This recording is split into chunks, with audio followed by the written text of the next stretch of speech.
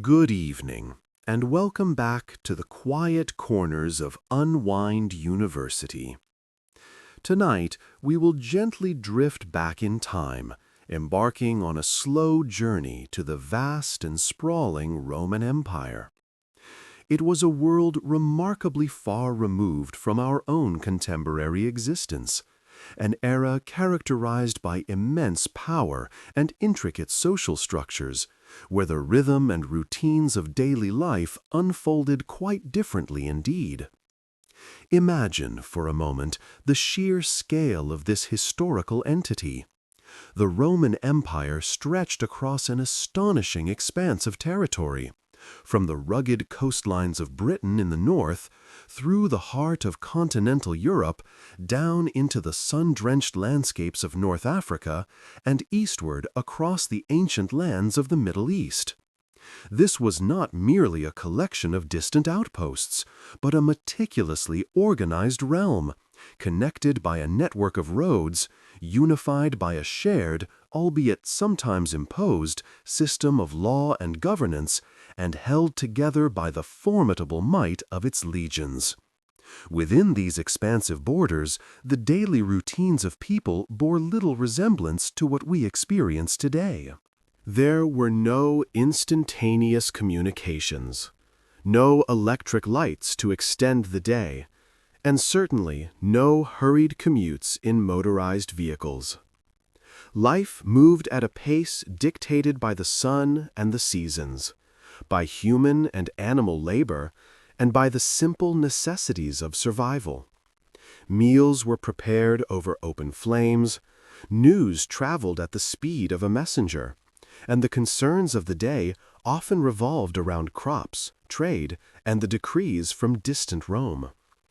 The social fabric of this society was profoundly complex, a hierarchical tapestry woven with distinctions that governed nearly every aspect of interaction. At the very pinnacle stood the emperor, a figure of almost divine authority, whose word could shape the destiny of millions. Below him, the esteemed Senate, a body of aristocratic families, wielded considerable influence. Then came the broad strata of Roman citizens, with varying rights and privileges, alongside non-citizens. And at the very base of this elaborate structure, a substantial population of enslaved individuals, whose labor underpinned much of the empire's economy and lifestyle. Such deeply layered roles truly created an environment where one's place was often predetermined, framing individual journeys within an overarching imperial identity. This distinct historical period, with its unique challenges and achievements, invites us now to simply observe and understand without haste, a quiet contemplation of a time long past. The imperial identity, so central to Roman life, found its very heart within the emperor's own residence. This was not merely a large house, but a sprawling, complex entity, a collection of buildings and courtyards, grand halls and quiet chambers, all woven together on the Palatine Hill in Rome. It was, in essence, a visible manifestation of power, a place where the grand machinery of the empire was most intimately connected to the daily life of its ruler. From its strategic location, it overlooked the city, a constant, silent reminder of where true authority resided, always present, always watchful. Within these extensive grounds, the emperor's palace was indeed a bustling hub of constant activity, a place where countless individuals moved about their daily tasks. It truly functioned as a city unto itself, housing a diverse multitude of people, each serving a specific and often crucial role. There were high-ranking officials and trusted advisors, their days filled with administrative duties and weighty discussions concerning the vast Roman territories. Beyond them, A disciplined contingent of guards stood watch, ensuring the emperor's safety, their presence a quiet, disciplined hum throughout the complex. But the household extended far beyond these visible figures of power and protection. Hundreds, perhaps thousands, of other individuals contributed to the smooth running of this immense domestic and administrative machine. Cooks prepared elaborate meals, while servants attended to every need, from lighting lamps to arranging garments. Scribes meticulously copied documents and recorded imperial decrees, their hands steady, their work essential for communication across the empire. Doctors and tutors cared for the emperor's family, ensuring health and education, while stable hands looked after the horses, and engineers maintained the intricate water systems.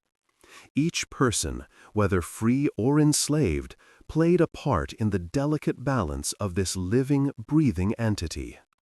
The daily routines and grand decisions made within these palace walls resonated far beyond its physical boundaries. The emperor's household was not just a domestic space.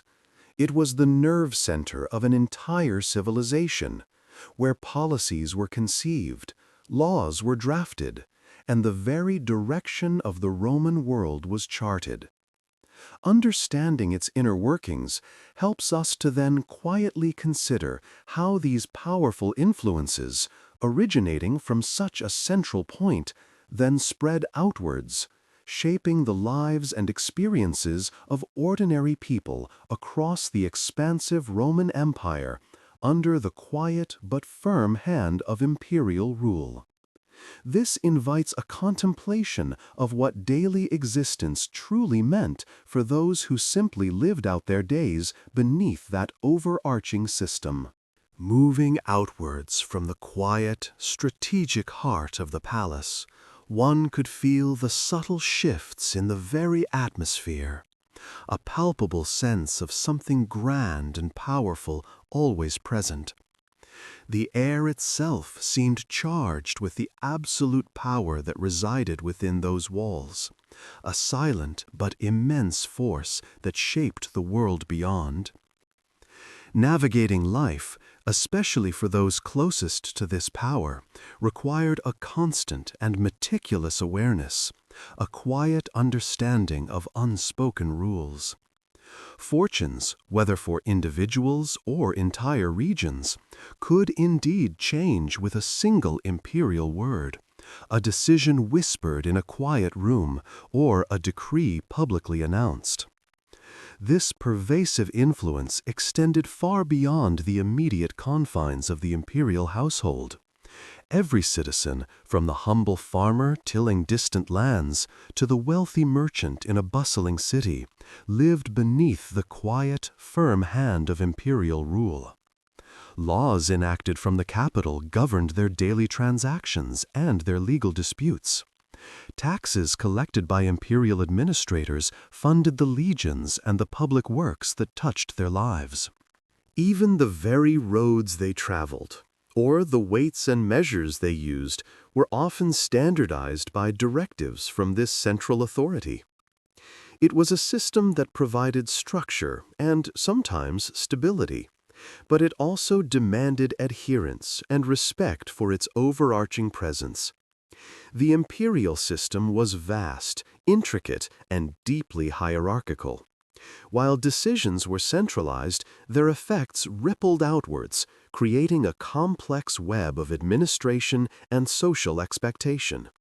Local officials, military commanders, and even community leaders were all, in some way, extensions of the imperial will, ensuring that the emperor's authority was felt even in the most remote corners. For the ordinary person, this meant living within a framework where one's place was largely defined by these larger structures, where one's daily life was quietly shaped by regulations and expectations that emanated from a distant, powerful source. Understanding this all-encompassing nature of imperial rule gently invites us to consider the various ways in which individuals fitted into this colossal machinery. Each person, regardless of their station, found their place within this intricate framework, often defined by the duties and expectations that came with their position, subtly orienting them towards various forms of service within the grand design of the empire. This leads us quietly toward a deeper contemplation of what it meant, both literally and figuratively, to be in a state of service, which is a concept we might thoughtfully explore next. As we quietly contemplate the nature of service, it becomes clear that in the vast tapestry of ancient Rome, this idea took on many forms. For a significant portion of the population, service was not merely a choice or a civic duty, but a fundamental condition of their existence. Many individuals within this empire lived without the personal freedom others might have taken for granted.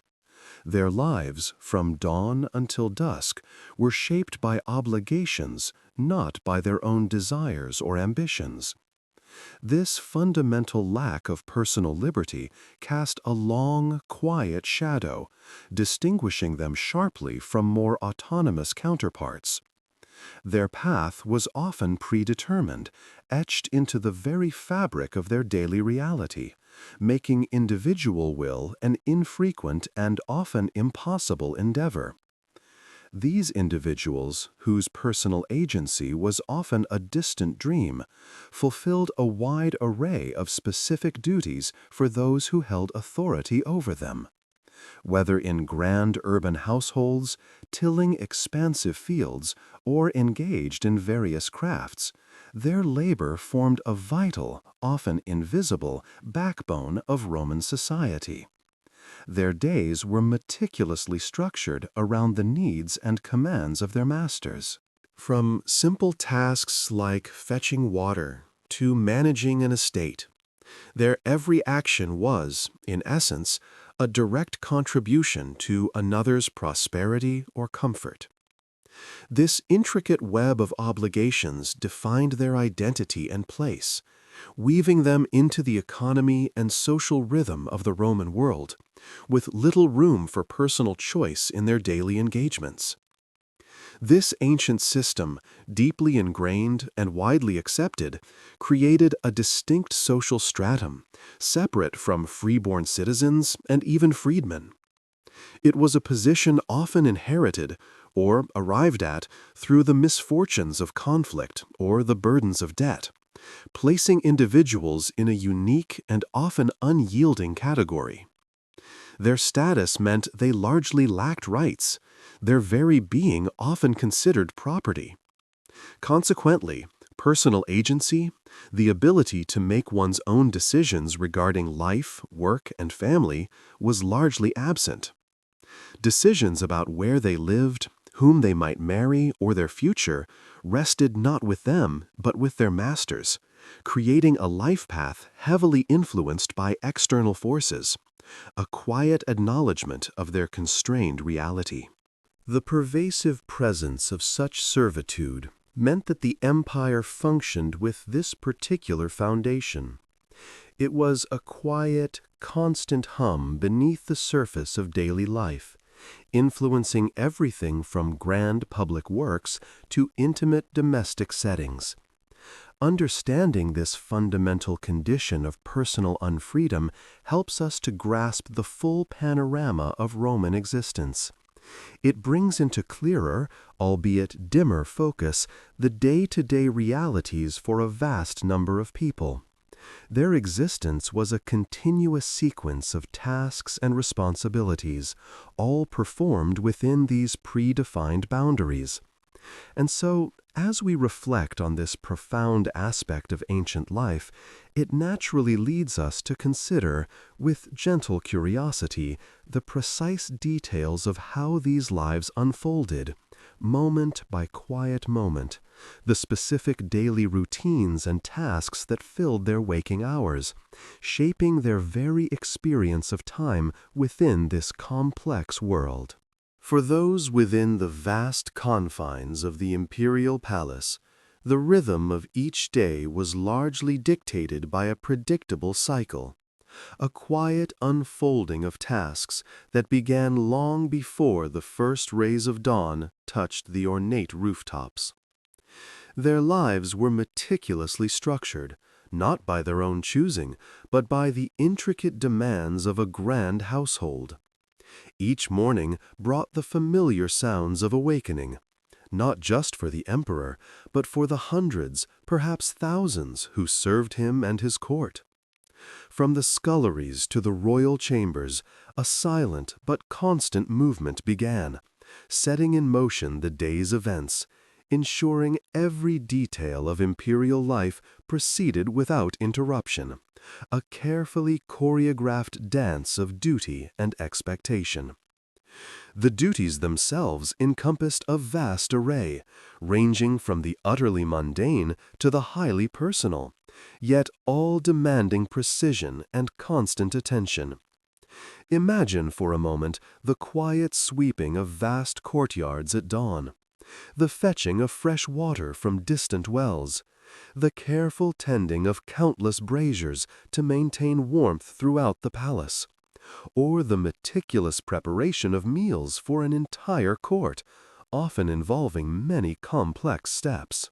Others found their days consumed by assisting the emperor directly, helping him with his elaborate wardrobe, preparing his bath with precise measurements of fragrant oils, serving his food with a practiced grace that masked hours of training, or carrying messages through the palace's labyrinthine corridors.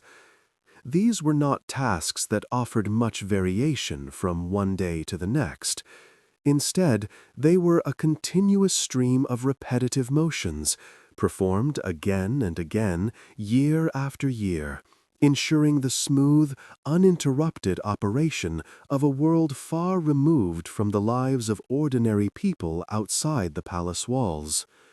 This ceaseless cycle of service, from the moment of waking to the quiet hours of evening, left very little, if any, room for personal pursuits.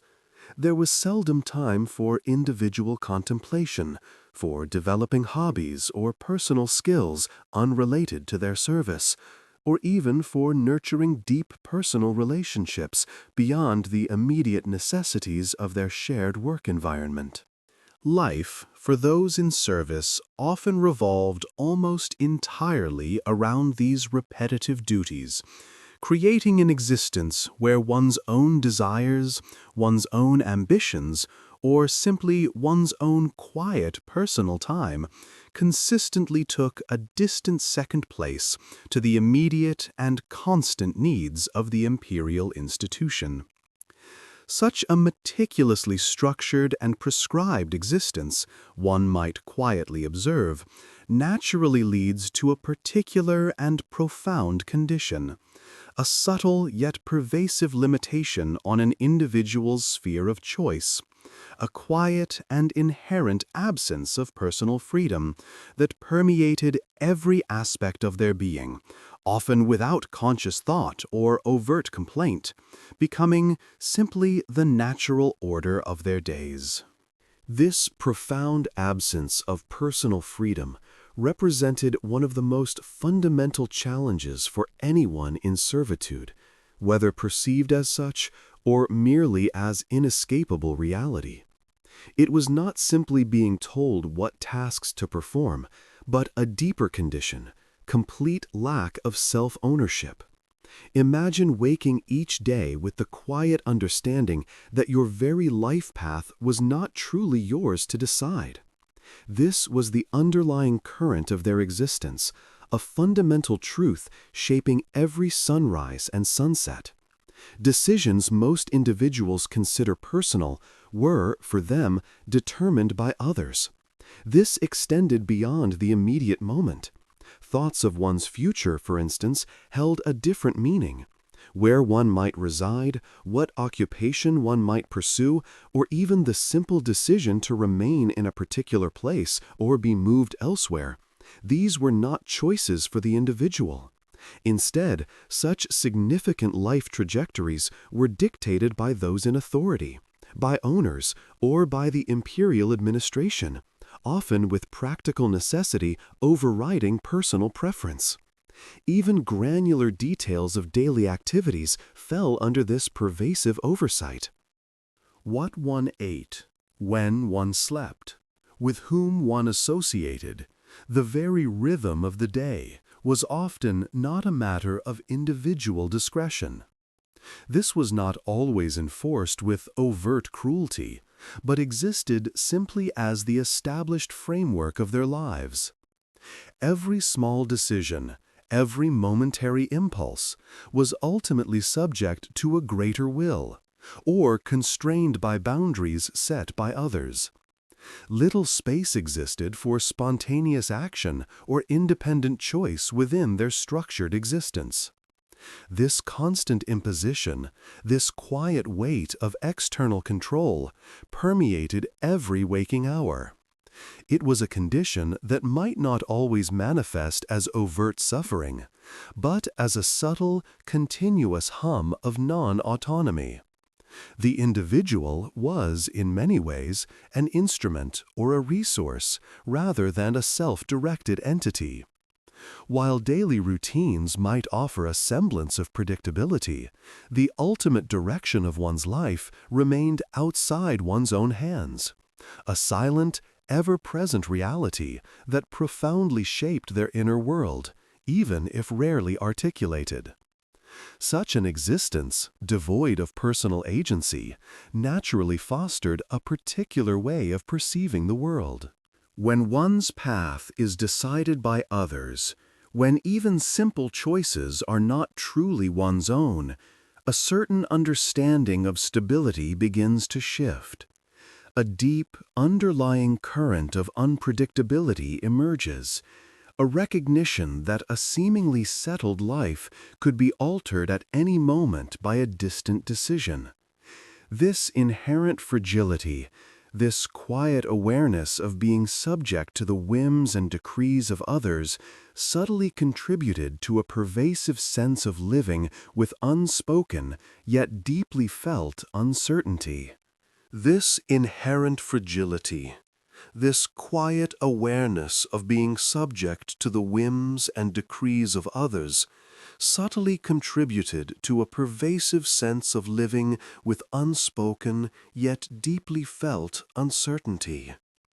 This delicate balance truly defined life within the palace walls for many.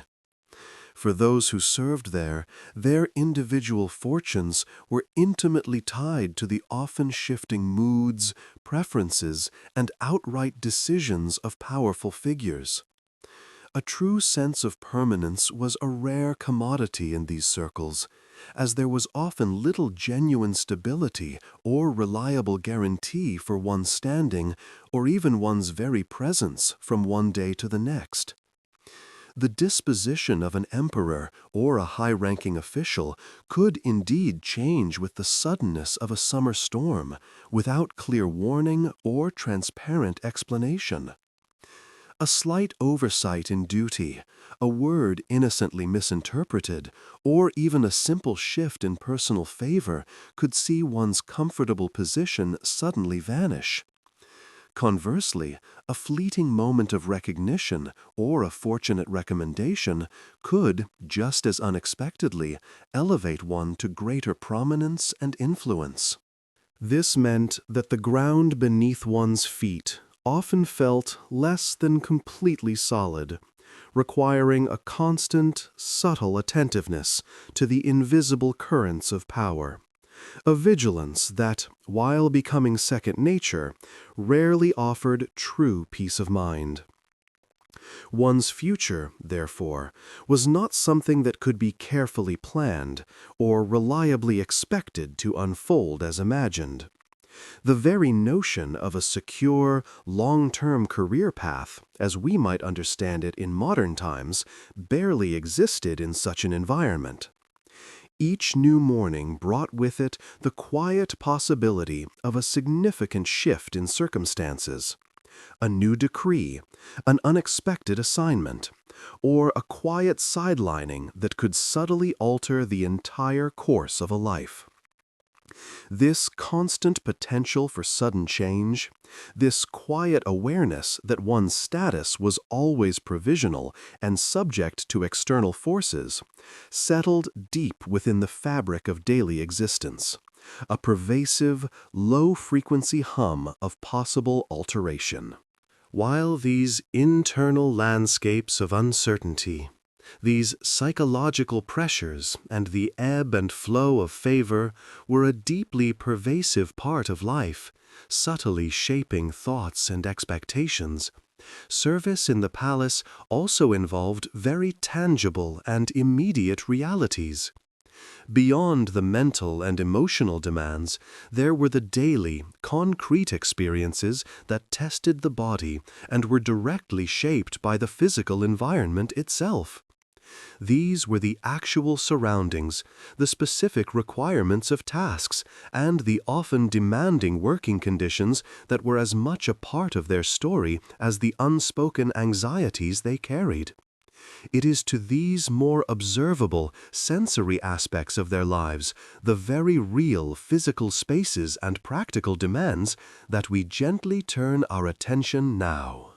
When one considered the opulent settings of the great houses and royal residences, with their towering ceilings, elaborate tapestries, and sprawling gardens, it was easy to envision a life of refinement.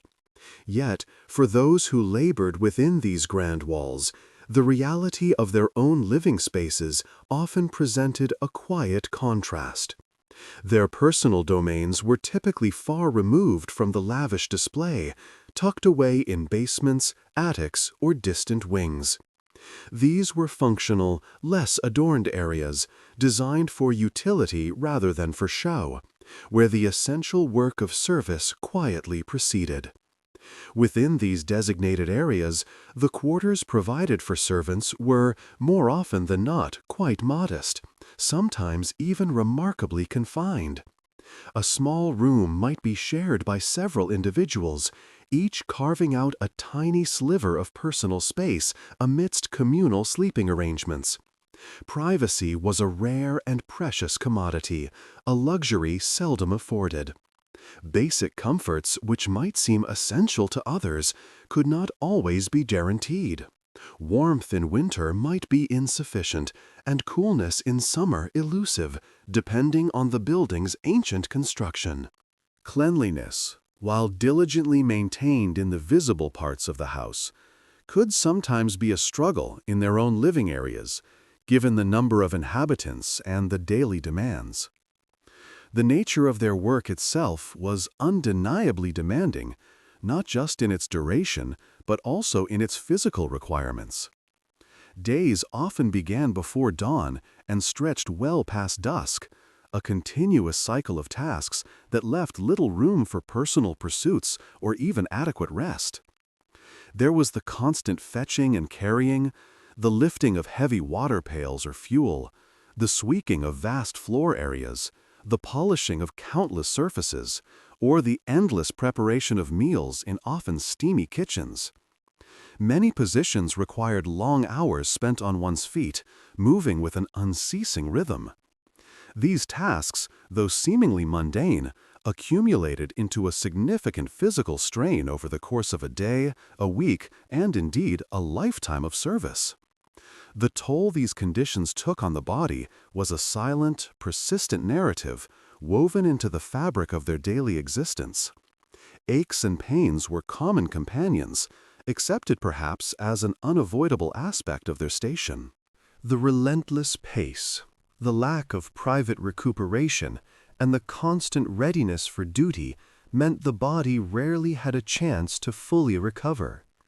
Such a life, where the physical self was so continuously employed and often pushed to its limits, inevitably began to wear on more than just muscles and joints.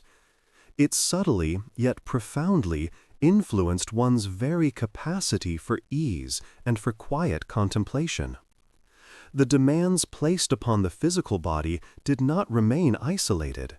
They invariably rippled outward, touching other, less visible aspects of a person's inner world, shaping their perspective and their endurance. The relentless physical demands, while undeniably exhausting, were not the sole burdens carried by those within the palace walls. There existed another layer of strain, a more subtle and internal pressure that worked quietly, almost imperceptibly upon the spirit.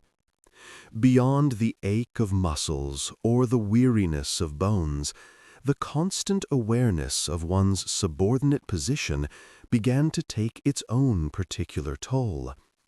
It was a persistent understanding that one's own desires or opinions held little, if any, official weight within the grand scheme of daily operations, a reality that gradually shaped the very fabric of one's emotional landscape.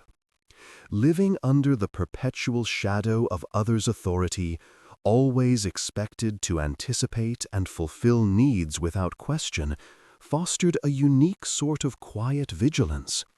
The opportunity, or even the right, to express a personal will or to pursue one's own inclinations was largely absent. Instead, life became a continuous exercise in restraint, a methodical suppression of individual impulse in favor of collective or hierarchical demands. This enduring state of subservience did not typically erupt into overt acts of defiance. Rather, it often settled into a deep, underlying current of anxiety. A quiet nervousness about potential missteps or the subtle displeasure of a superior could color many ordinary moments. This anxiety was often accompanied by a certain resignation, a calm acceptance that one's fate and daily routine were largely predetermined, with little room for personal alteration or significant change.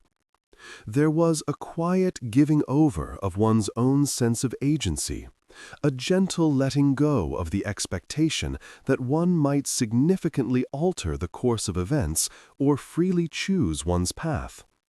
This subtle emotional weight, composed of both continuous low-level worry and a profound sense of acceptance of one's station, became an undeniable part of daily existence, subtly influencing interactions and shaping perspectives from within. Understanding these internal emotional currents helps to shed light on the complex interplay of relationships and responsibilities that characterized life within such a structured environment, where every gesture and every word held a particular significance within the intricate arrangement of status and expectation. The structured environment, with its intricate arrangement of status and expectation, served as the backdrop for a deeply complex system of human relationships. Within these palace walls, life was not merely about performing one's assigned duties with diligent care, but also about navigating an invisible web of interactions that profoundly influenced every moment. Every morning, as the palace stirred to life, a new day began for this delicate tapestry of individuals, each holding their own place, and each subtly seeking to maintain it, or perhaps to improve it, in a quiet, unassuming way.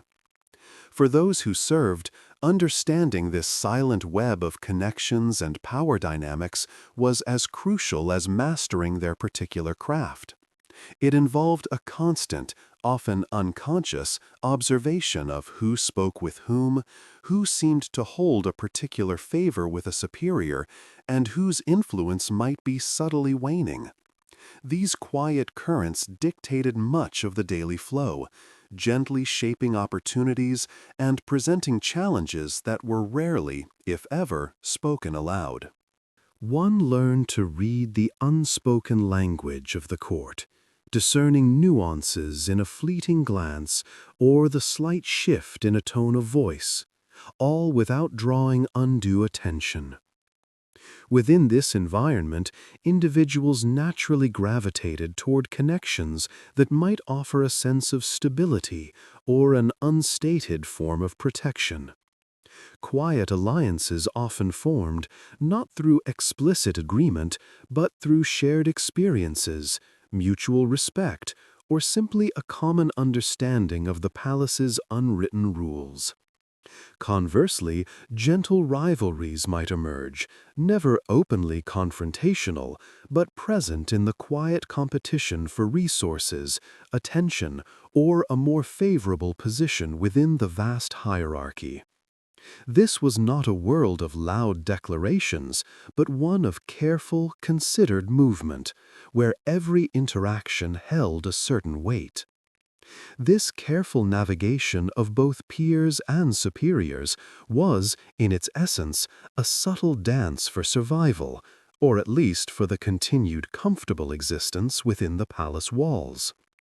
It required a measured approach to every interaction, a thoughtful consideration of every word spoken, and often of every word deliberately left unsaid. One learned the value of discretion, the quiet wisdom of observation, and the occasional necessity of strategic silence, allowing events to unfold without unnecessary intervention. This constant focus on internal dynamics, on fitting in and adapting to the existing currents, gradually filled one's daily life, shaping one's perspectives. The relentless demand of these internal dynamics, the constant need to be attuned to the palace's quiet pulse, subtly yet profoundly shaped an individual's entire existence. The world outside, the connections that predated palace service, slowly began to recede into a dimmer background. Over time, the palace became the primary frame of reference, its inhabitants the most immediate community, and its intricate internal life the central focus, sometimes quietly overshadowing the very real bonds to those who remained far beyond its grand, imposing gates. The subtle fading of outside connections, as discussed, often began with a much more definitive and perhaps starker severance for many who found themselves serving within the palace walls. For countless individuals, their journey into this new life commenced not as a gradual shift, but as a profound departure from all that was known and comforting. They were, in essence, removed from their original environments, leaving behind the familiar landscapes of their youth and the deeply ingrained routines that had once shaped their everyday existence. This often meant a physical journey, sometimes over considerable distances, taking them far from the only homes they had ever truly known. The very act of travel itself, perhaps under guard or escort, marked a clear and undeniable boundary between the before and the after of their lives, establishing a new reality far from the world that had previously nurtured them. The sounds, the smells, the very quality of the air that had been synonymous with home became distant memories, replaced by the distinct atmosphere of the palace complex. With this geographical separation came the even more significant absence of loved ones. Parents, siblings, spouses, children, lifelong friends. These deeply personal relationships, once the very fabric of daily life, were now rendered inaccessible, save for perhaps the faintest whispers of memory or the slim hope of an infrequent message. The comfort of a familiar face, the shared history within a family unit, the quiet understanding that comes from years of mutual experience, All these crucial anchors were gently but firmly detached. This profound separation did not merely mean living in a different place. It meant living without the constant, reassuring presence of those whose lives were intimately intertwined with one's own. The daily ebb and flow of family life, with its small joys and shared burdens, simply ceased to be a part of their immediate world, leaving behind a quiet void that no amount of palace routine could fully fill. The sense of belonging to a larger, intimate group, which provides such essential support and identity, slowly began to erode. This severance created a palpable sense of isolation, a quiet detachment that settled into the corners of one's new existence. The threads of connection that had once crisscrossed a rich tapestry of personal relationships were now broken, leaving individuals suspended, as it were, between worlds. The loss of these familial bonds, the very foundation of personal identity and emotional resilience, subtly altered one's standing in the world. Without the steadying presence of family, without the possibility of retreat into a familiar and loving circle, individuals often found themselves increasingly exposed. The buffer that family typically provided against the demands and pressures of the outside world was diminished, if not entirely removed. This left them standing, perhaps unwittingly, on less firm ground, more susceptible to the currents and influences of their immediate surroundings, particularly those originating from the powerful structures and individuals that now governed their daily lives. With the customary buffers of family life diminished, individuals often found themselves exposed in a more fundamental sense. The very concept of one's life belonging entirely to oneself became a fluid notion, often challenged by the prevailing structures of the time. In this landscape, the quiet susceptibility to the will, the casual decisions, or even the passing desires of powerful individuals was a constant and unyielding presence. It was not always about grand acts of tyranny, but often about the quiet, everyday impact of someone else's authority, subtly shaping the contours of one's existence. A powerful person's preference, a new regulation, a simple command could ripple through a life with profound consequences, consequences that the individual had little power to deflect or alter. This quiet pressure meant a perpetual state of watchful awareness, understanding that one's fate often rested in hands other than their own.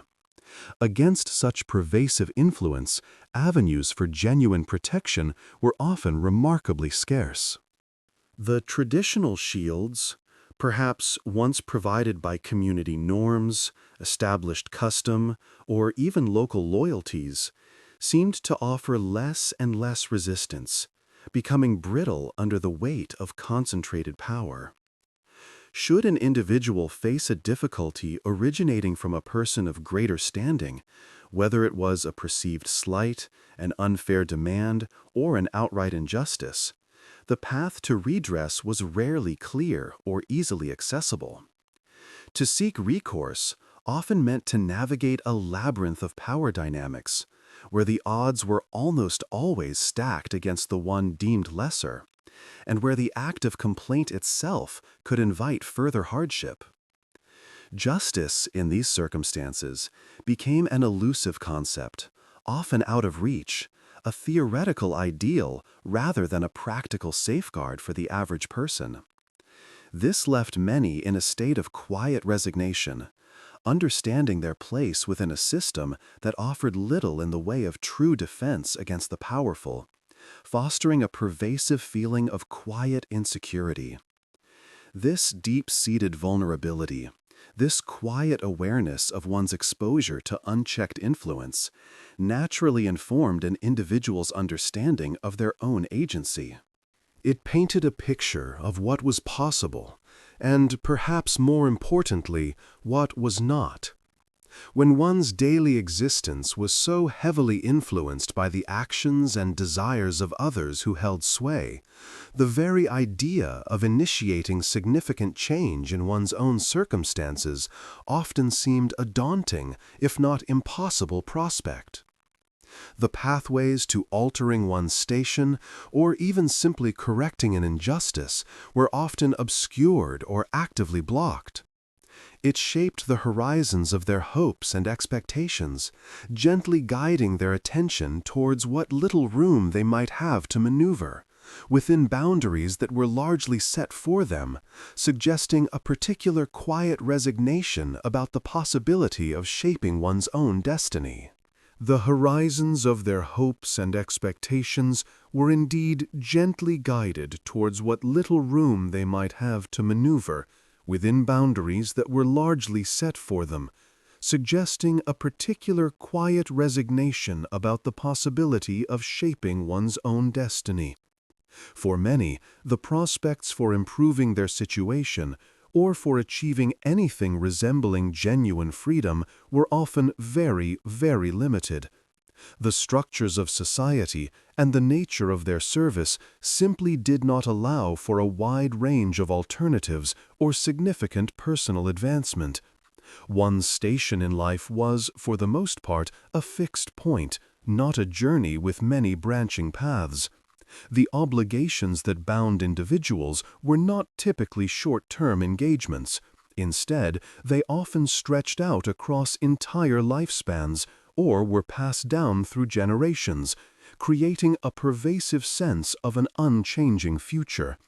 This meant that the idea of leaving service or drastically altering one's economic standing was less a practical ambition and more a distant, often unattainable dream. Most faced this reality with a quiet acceptance, understanding that a different path was simply not available to them. There were no obvious ladders to climb, no established routes for social mobility that were accessible to the majority of those in various forms of service. Their daily existence was characterized by the repetition of duties and responsibilities, which, while providing a measure of security, also cemented the limitations on their personal agency and future possibilities. The concept of a lifetime of obligations, therefore, carried a heavy weight. It implied a continued devotion to one's duties, with little hope that tomorrow would bring a fundamentally different set of circumstances than today, or indeed than yesterday.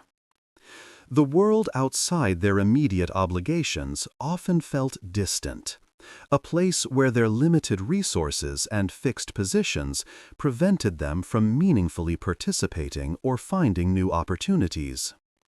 Yet, even within such established patterns of life, where the grand sweep of personal freedom seemed so far away, there were often smaller moments, brief intervals that offered a slight departure from the steady rhythm of duty. These were not opportunities for profound change, but rather fleeting instances, small pockets of time that might offer a gentle pause, a brief diversion, before the persistent call of obligation returned once more. Within these very small pockets of time, brief as they were, a different kind of sensation might sometimes arise. Perhaps it was the quiet solace found in a simple observation, the way the light fell through a narrow opening at dawn, illuminating dust motes dancing in the air, or the precise pattern of frost on a window pane in winter. These were not events to be recorded, or even often spoken of, but rather internal pauses. A brief moment when the mind might drift from its immediate tasks, resting gently upon something purely aesthetic or naturally occurring before the demands of the day inevitably resumed their gentle pull. Such respites could also come in the form of a quiet rest, perhaps leaning against a warm stone wall during a midday break, feeling the sun's steady heat upon the face, or the simple act of watching clouds slowly trace their paths across the sky, their shapes shifting and reforming in an unhurried, silent ballet. There was no urgency in these moments, no expectation, just a brief allowance for the senses to engage with the world in a way that offered a soft, momentary detachment from the more pressing concerns of sustenance and labor. A feeling of quietude, like the faint echo of a distant, calming melody. Occasionally, the solace might stem from an unexpected interaction. A fleeting, kind glance exchanged with a stranger on a crowded street, a shared smile over a simple task, or the quiet offer of a small comfort, perhaps a sip of cool water on a warm day. These were not grand gestures, but tiny threads of connection, almost imperceptible, yet capable of weaving a very brief sense of warmth or mutual understanding into the fabric of a day. They hinted at a shared humanity, a gentle acknowledgement that even amidst the daily grind, there existed a capacity for quiet benevolence, however rare its outward expression might have been. These fleeting moments, like scattered petals on a slow-moving stream, did not alter the course of life in any significant way. They were simply quiet pauses, small gifts of peace that materialized and vanished, leaving behind only the faintest impression. Yet, in their quiet brevity, they offered a gentle space, a soft cushion against the persistent weight of obligation, a momentary release into simple being. And as we consider these almost imperceptible instances of ancient solace, perhaps we too can find a quiet slowing down, a natural drifting into the deep, ancient slumber that awaits. Now, as our quiet journey through these distant echoes of the past begins to soften and subside, we can feel the gentle pull toward stillness. We have wandered through the vast expanse of Roman days, touched upon the edges of their ordinary lives, and felt the whisper of time passing, slow and steady. The weight of empires, the murmur of ancient streets, the simple rhythm of daily tasks performed long ago, all these narratives now gently recede, like shadows lengthening and dissolving at dusk. There is no need to hold on to every detail, no urgency to recall every name or date. Instead, we can simply allow the threads of history to loosen, to untangle themselves from the present moment, and drift away into the quiet that gathers around us. Perhaps you might recall those small, almost imperceptible moments of peace we spoke of, those gentle respites that offered a brief, soft cushion against the demands of the day. Imagine them now, not as solid facts to be remembered, but as fleeting sensations, like the whisper of a breeze through an ancient olive grove, or the slow, steady drip of water from a distant fountain. Let that sense of quiet pause wash over you now, as a comforting weightlessness. And if you have not already, perhaps this is a good moment to gently close your eyes, allowing the subtle darkness to deepen, ushering in an even greater sense of calm. There is nothing left to observe, nothing left to strive for, only this quiet present moment. Allow the last vestiges of our journey together, the distant sounds of the Roman world, to slowly soften and dissipate. Hear them not as distinct voices, but as a faint, harmonious hum, a lullaby from long ago.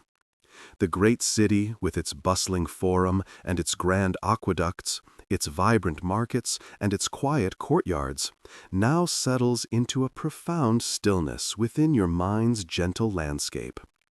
Each stone laid, each story told, each life lived, now finds its peaceful resting place. They are not forgotten, but simply filed away in the quiet archives of time, ready to be rediscovered another day, when the light of morning returns. As the Roman world fades, as these ancient echoes grow faint, feel yourself gently descending, effortlessly sinking into a deeper comfort. Let your thoughts, like the last embers of a dying fire, grow dim and diffuse. There is a deep, quiet space waiting for you, a realm of peaceful slumber, where the worries of the present and the lessons of the past can both rest. The night is here, vast and serene, ready to embrace you. Allow your mind to simply rest now, as the past settles quietly and peacefully into the realm of dreams. A soft, ancient slumber awaits you.